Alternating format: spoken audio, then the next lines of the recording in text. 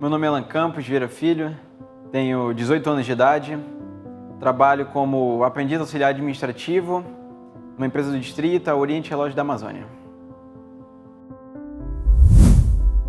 Jesus é o caminho, a verdade e a vida, é o meu melhor amigo, aquele que me encontrou quando eu estava perdido e com quem eu pude contar ao longo da minha vida, em diversas situações, em diversos momentos, tribulações e problemas. E foi nele que eu encontrei meu apoio, meu sustento, né? E conduziu a minha vida como estou hoje aqui. Eu vim de um lar cristão, né? Desde o ventre da minha mãe, meu pai orava dia e noite, pedindo que eu fosse um servo de Deus, pedindo que eu me convertesse aos caminhos do Senhor e continuasse nesse caminho até o final da minha vida. Mas a história da minha conversão começa com 7 anos de idade. Um dia, se eu não me engano, num sábado, eu estava brincando na cama com alguns brinquedos e o meu pai estava assistindo um filme. Minha mãe estava no primeiro andar fazendo o almoço. E brincando, eu fui olhar para o que meu pai estava assistindo na televisão. E quando eu olhei, era uma cena terrível. Parecia monstros, fogo, pessoas sofrendo. E eu fiquei olhando para aquela cena, me perguntando o que era, mas com medo de perguntar o que era. Continuei assistindo, e aí eu tomei a coragem e perguntei do meu pai: pai, o que é isso? Aí meu pai se virou e explicou para mim: meu filho, esse é o inferno. Esse é o lugar para onde as pessoas vão, que aqueles que não confessaram Jesus Cristo como seu único e suficiente Salvador de sua vida. E eles vão para esse lugar, sofrer eternamente, onde o fogo não se apaga e o verme nunca morre. Aí eu, tá bom. E continuei brincando. Mas aquilo ficou na minha cabeça. Aquelas palavras ficou na minha cabeça. E eu fiquei pasmo, fiquei atônito. E alguns minutos depois, brincando, eu perguntei: pai, como é que eu posso aceitar Jesus? Meu pai ficou muito feliz, claro, chamou a minha mãe, explicaram para mim quem é Jesus, o que Jesus fez por mim, e naquele momento eu comecei a chorar e entreguei minha vida para Cristo. E nós fizemos uma oração, né? E a partir dali eu aceitei Jesus. Pro ano seguinte, meu pai e minha mãe conversaram com o pastor da nossa igreja, que nós frequentávamos, conversaram sobre essa minha experiência, sobre a minha conversão e concluíram que eu já tinha o discernimento sobre o que era o pecado, sobre quem era Jesus e o que ele tinha feito por mim. E um ano depois da minha conversão, me batizei. Passado um tempo, me foi explicado algumas coisas acerca de Jesus, algumas coisas acerca da Bíblia. Continuei frequentando a igreja como sempre frequentei desde criança, na escola bíblica dominical, nos cultos infantis. Mas a minha mãe sempre me dizia uma coisa que eu nunca vou esquecer e que marcou profundamente a minha vida. Que eu havia me convertido para Cristo, mas eu ainda teria um encontro verdadeiro com Ele. Eu nunca entendi o que aquilo significava. Ter um encontro verdadeiro com Cristo, mas o que será que é? O que vai acontecer? Se eu já me converti, mas por que eu tenho que ter encontro com Ele? E eu não entendia. E eu frequentava a igreja não porque eu sentia o amor por Cristo, porque eu estava buscando a Cristo, mas porque eu gostava de estar ali naquele ambiente. Era um ambiente que me fazia bem, tinha os meus amigos, as pessoas ao meu redor. E com 16 anos de idade, num culto domingo, nós não pudemos estar na igreja, a gente ficou em casa, mas assistiu o culto online. E eu estava passando por situações de pecados, vícios, terríveis que não procediam de Deus, de forma que na igreja eu era uma coisa e fora aparentava ser outra, quando eu estava só. E assistindo a pregação online, eu senti uma ansiedade muito grande no meu coração, uma ansiedade muito grande a ponto de eu querer vomitar, E aquela pregação chegou ao ponto de tocar o meu coração dizendo: confessa seus pecados. Confessa seus pecados. E aquilo ficou na minha cabeça. Desde o início da palavra até o final: confessa seus pecados, confessa seus pecados. E eu lá com o coração palpitando, com vontade de vomitar, não falei isso para meus pais naquele momento. O culto terminou e por um momento eu não falaria nada. Por um momento. Até que eu chamei meus pais e contei tudo para eles o que estava acontecendo. Falei o que eu estava sentindo, que eu não poderia viver mais com aquilo e pedi ajuda deles. Ali naquele dia eu entendi o que era ter um encontro verdadeiro com Cristo. E a partir daquele dia eu busquei realmente segui-lo de todo o meu coração, de todo o meu entendimento. E compreendi o que minha mãe falava por anos, naquele momento, tendo um encontro verdadeiro com Cristo.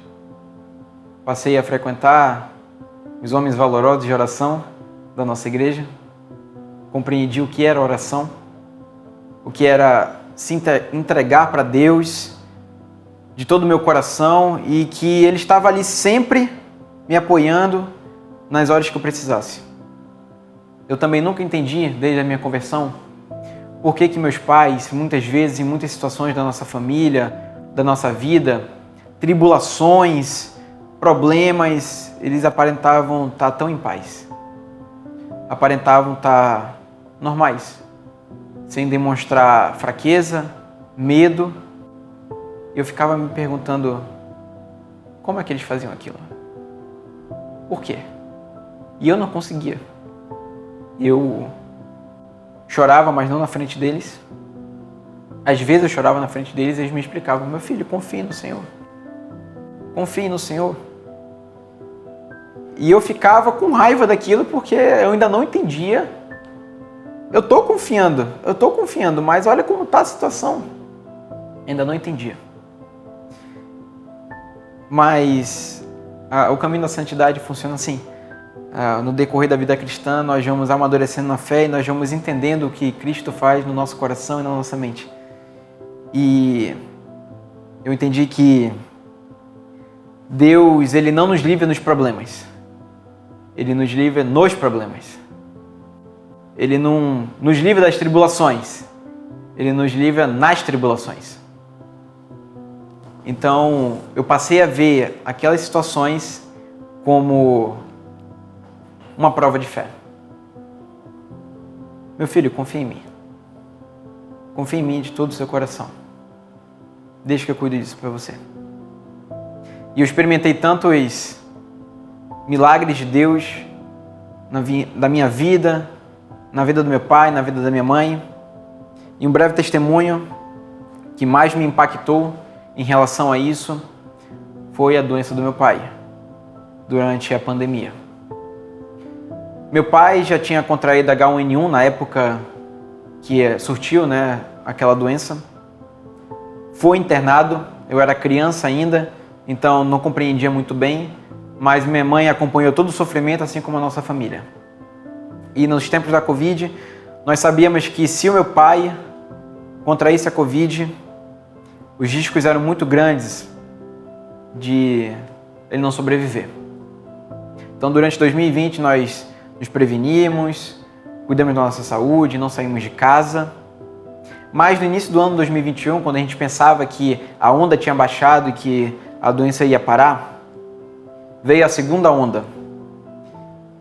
E muitos membros da nossa família se contaminaram. Só que eu e meus pais não tínhamos sido. E nós a gente se isolou novamente em casa. Um dia, a nossa prima pediu ajuda para fazer umas tarefas na casa dela, de ajeitar algumas coisas. Meus primos estavam morando com ela temporariamente porque meus tios tinham contraído a Covid. E a gente foi lá ajudar. Então, fazia tempo que eu não via eles, então a gente se divertiu muito. Brincou, meu pai fazendo serviço, minha mãe conversando. E meu pai e minha mãe disse, olha, por que você não fica aqui? Dorme alguns dias aqui com seus primos. Não tem problema, a gente não contraiu. Então tudo bem, peguei minhas coisas, fui para casa da minha prima. Meus pais voltaram. 3 dias depois, minha mãe tinha contraído o Covid. E eu fiquei, puxa vida. E o meu pai? O papai ainda estava bem. Ela sentiu febre, sentiu algumas dores, mas nada com que se preocupasse, e meu pai continuou trabalhando. Então, passou alguns dias, minha mãe melhorou, mas o meu pai contraiu a Covid. E naquele momento eu comecei a orar a Deus, pedindo que o Senhor desse saúde, desse vigor, que ele se recuperasse o mais rápido possível. Só que não aconteceu dessa forma. A doença foi piorando. E piorou até o ponto de eles terem que ir ao hospital. Já tinha ficado mais de uma semana lá e meus pais vieram trazer roupas para mim. E é uma das cenas que eu não vou esquecer. Eu peguei minha máscara, coloquei, fui lá na frente para pegar minhas roupas. Meu pai e minha mãe estavam vindo de casa, eles iam deixar minhas roupas e iam para a Apivida. E a minha mãe saiu do carro com as roupas, me entregou, perguntei para ela se estava tudo bem. Ela disse que sim. O papai estava no volante do carro. Ele não conseguia sair do carro. Ele não conseguia falar comigo. Eu perguntei, pai, tá tudo bem? E ele começou a chorar no volante. Aí mamãe, meu filho, dá um tempo para ele, tá sendo difícil a situação. E eu, tá bom. E eu falei, eu te amo. Eu entrei de volta, guardei minhas roupas, mas não queria que meus primos me vissem daquele jeito, então eu fui pro banheiro. Passou aquela noite, no dia seguinte, minha prima, jogando com meus primos, minha prima chegou e falou, meu filho, o tio tá internado. E eu fiquei em choque. Mas eu sabia que naquele momento eu não podia fazer muita coisa. Então eu procurei ficar em oração, né, toda noite. Toda noite antes de dormir eu orava. E passou os dias, passou as semanas e foi se agravando mais, pulmão comprometido. Minha mãe mandava áudio chorando no grupo.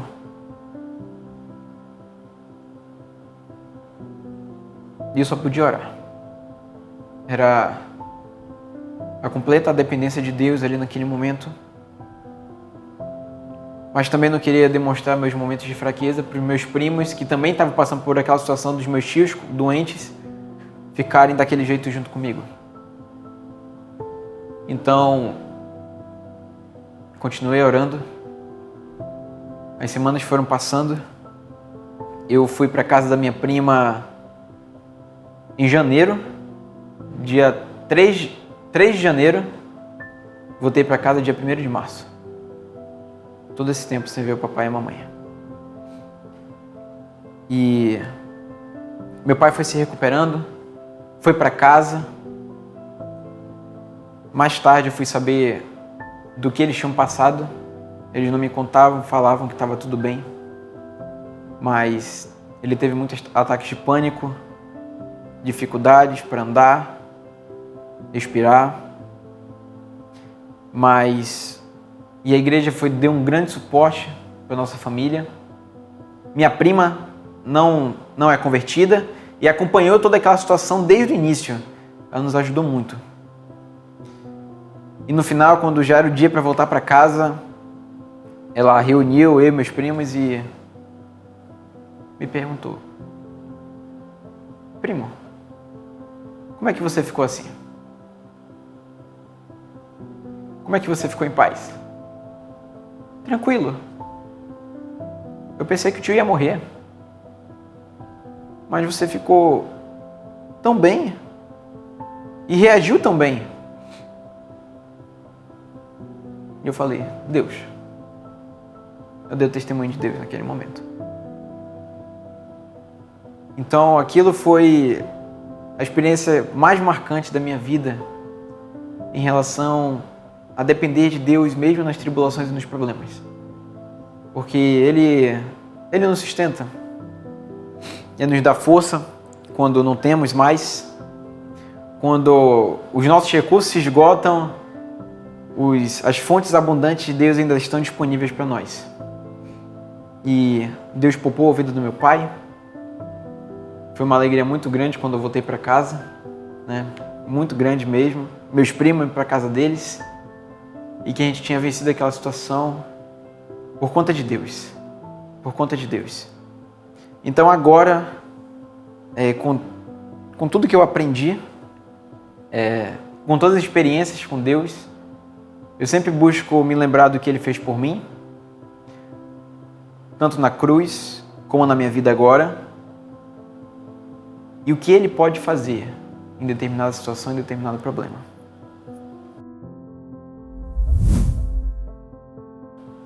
O Alan antes de Cristo era uma pessoa feliz, alegre, que vivia bem, mas que vivia seus pecados, vivia seus vícios, não sentia muitas vezes um vazio muito grande no coração sobre o que eu estou fazendo, qual é o propósito da minha vida, como é o andar das coisas. Foi assim que eu vivia até ter um encontro verdadeiro com Ele. E o Alan depois de Cristo é o Alan que experimentou do amor de Deus, do que Ele fez por mim, do que Ele fez por todos nós, na verdade, e que Ele me alcançou com a sua graça, uma graça que eu não merecia, e me transformou por completo, porque agora, independentemente das situações, das tribulações e dos problemas, eu posso clamar a Ele em oração, eu posso me sustentar nele, eu posso me apegar a Ele, e eu sei que Ele vai me sustentar com tudo que Ele tem, com tudo que Ele é e com tudo que Ele pode fazer. Um versículo que marcou muito o meu coração, os versículos, na verdade, é a carta de Paulo aos Efésios, capítulo 3, versículos 14 a 21, que ele diz, aquele que pode fazer infinitamente mais do que pedimos ou pensamos, pelo poder que age em nós. A Ele seja a glória na Igreja e em Cristo Jesus, por todas as gerações, para todos sempre. Então, esse Alan que tem buscado cada vez mais servir a Deus, buscado cada vez mais saber a vontade dEle para a minha vida, buscado andar nos seus passos sem se desviar nem para a direita nem para a esquerda, aprendendo com os erros, aprendendo com os tropeços no meio do caminho, mas sempre sabendo que Ele me sustenta, Ele cuida de mim e sempre vai cuidar de mim. E é uma alegria tão grande ter a paz que excede todo entendimento humano no coração. É muito daquilo de quando tudo parece desmoronando ao redor, a gente encontra segurança e firmeza no Senhor Jesus.